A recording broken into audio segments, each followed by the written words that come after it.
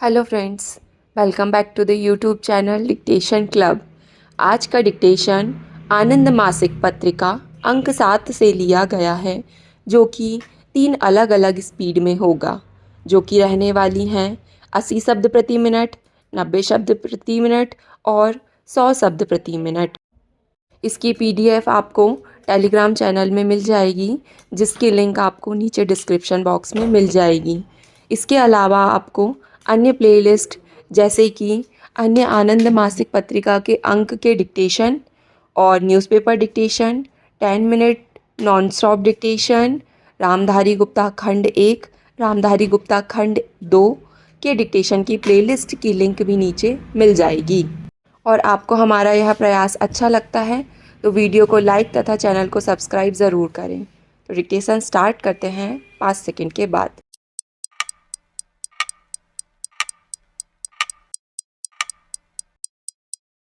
उदय वायुमंडल से कम होती जा रही ओजोन की परत भी वायु प्रदूषण का ही परिणाम है, जो गंभीर समस्या बनती जा रही है। ओजोन की यह परत सूर्य से निकलने वाली हानिकारक पराबैंगनी किरणों से जीवों की रक्षा करती है। यह एक तरह से पृथ्वी और सूर्य के बीच जीव जगत का कवच है, किंतु वायुमंडल में निरंतर बढ़ती जा रही कार्बन डाइऑक्साइड की मात्रा और उद्योगों के विषाक्त धुएं से इस परत की स्थिति बिगड़ती जा रही है। वायु प्रदूषण को रोकने के लिए यह आवश्यक है कि कल कारखानों के धुएं व गंदे पानी को उपचार करके ही छोड़ा जाए व अन्य कूड़े करकट से रासायनिक खाद आदि बना दी जाए। इसके साथ ही डीजल पेट्रोल से चलने वाले वाहनों पर भी कुछ नियंत्रण किया जाए। वायु प्रदूषण पर नियंत्रण के लिए सबसे ज़रूरी है वनों का विस्तार।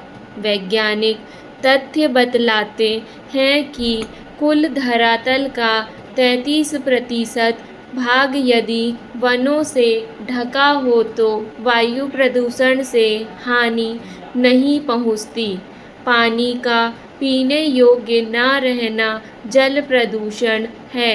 सीमेंट, इस्पात, खाद, रसायन व ऐसे अन्य कल कारखाने स्वच्छ जल का उपयोग कर दूषित जल व अन्य अवशिष्ट पदार्थ नदियों, तालाबों में छोड़ देते हैं, जिससे अनेक प्रकार के रासायनिक व विषैले तत्व पानी में फैलकर इसे प्रदूषित कर देते हैं। पावन गंगा का पानी इन्हीं उद्योग धंधों के कारण प्रदूषित होता जा रहा है। प्रदूषित जल पीने से मानव शरीर बीमारियों का घर होता जा रहा है। जल ही जीवन है, इसलिए जल को प्रदूषण के प्रभाव से मुक्त रखना अति आवश्यक है। जल प्रदूषण नियंत्रण के लिए जरूरी है कि कारखाने का जो भी अवशिष्ट पदार्थ निकालें, उपचार करके ही निकालें और नदियों में गिराने के स्थान पर उनका रासायनिक खाद बनाने में या अन्य उपयोग किया जाए। ध्वनि प्रदूषण का दूसरा नाम शोर है। ध्वनि को डेसिबल इकाई में नापा जाता है। 40 से 50 डेसिबल की ध्वनि मानव के लिए उपयुक्त मानी गई है। इस प्रकार इससे अधिक डेसिबल की ध्वनि ध्वनि प्रदूषण है। फैक्ट्रियों, कारखानों की मशीनों की गड़गड़ाहट, यातायात एवं परिवहन के साधनों के भागने दौड़ने व हॉर्न से उत्पन्न तीव्र ध्वनि व ध्वनि विस्तारक यंत्रों के प्रयोग से नींद न आना, सिर चकराना, उच्च रक्तचाप, बहरापन आदि व्याधियों को जन्म मिलता है। महोदय, राष्ट्रीय उद्देश्यों की प्राप्ति हेतु हमने सार्थक प्रयत्न किए हैं, वहीं शिक्षा को इसका आधार बनाया है, तो कहीं अन्य साधनों से हम इन उद्देश्यों की प्राप्ति के लिए प्रयासरत हैं, किंतु अपेक्षित सफलता हमें नहीं मिल पाई है। इस समय एक लोकतंत्र देश में सांप्रदायिक सद्भाव एवं समाजवादी समाज की रचना का उद्देश्य मुँह बाएं खड़ा है। देश के हितों के लिए समय की मांग के लिए आज जनमत तैयार करने की महती आवश्यकता अनुभव की जा रही है। यदि यह उद्देश्य प्राप्त कर लिया जाए तो देश में शांति व सद्भावना स्थापित हो सकती है। उससे देश आत्मनिर्भर व मजबूत हो सकता है तथा बड़ी दृढ़ता से विदेशी ताकतों की साजिशों से बचा जा सकता है। इन उद्देश्यों की प्राप्ति में जनसंचार माध्यम की बड़ी भूमिका है। 3-4 दशक पहले तक किसी नवविवाहिता को आशीष देते समय कहा जाता था, दूधो नहाओ पूतो फलो, 7 बेटों की माँ होना सौभाग्य सूचक होता था, पर आज वह बात नहीं। सीमित परिवार और हम दो हमारे दो का नारा अब चौंकाता नहीं, बड़े बूढ़े भी इसे सहज भाव से लेते हैं। सामाजिक मान्यताओं में व्यापक परिवर्तन लाने में जनसंचार माध्यमों ने ही महत्वपूर्ण भूमिका निभाई है। अंधविश्वासों को गली बंद से चौराहे तक लाने का कार्य जनसंचार माध्यमों ने ही किया है। अब यह नहीं माना जाता कि कुष्ठ रोग पूर्व जन्म के पापों का फल है, बल्कि जनसंचार के साधनों ने इस तथ्य को बल दिया है कि जीवन में यह लगने वाला एक रोग है जिसका उपचार संभव है। ब्रिटेन के मध्ययुगीन समाज में चुड़ैल समझकर हजारों स्त्रियों को मौत के घाट उतार देने की परंपरा रही है। भारत में बाल विवाह और सती प्रथा इन सब को समाप्त करने में जनसंचार और उनसे पैदा हुई जन जागृति की प्रमुख भूमिका रही है।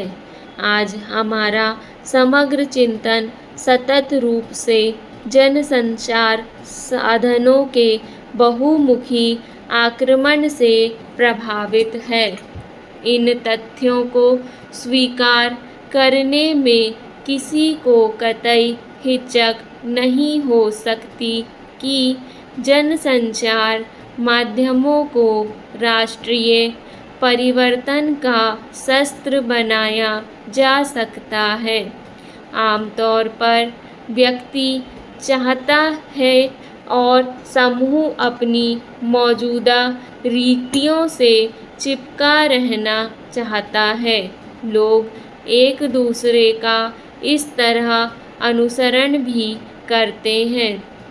इस मनोवैज्ञानिक तथ्य को ध्यान में रखते हुए यह आवश्यक है, महोदय, देशवासियों का कल्याण किसी भी देश का राष्ट्रीय उद्देश्य होता है।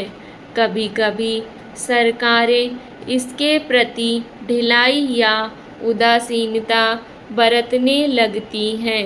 ऐसे समय सरकार को झकझोरना और नागरिकों को जगाना जरूरी होता है।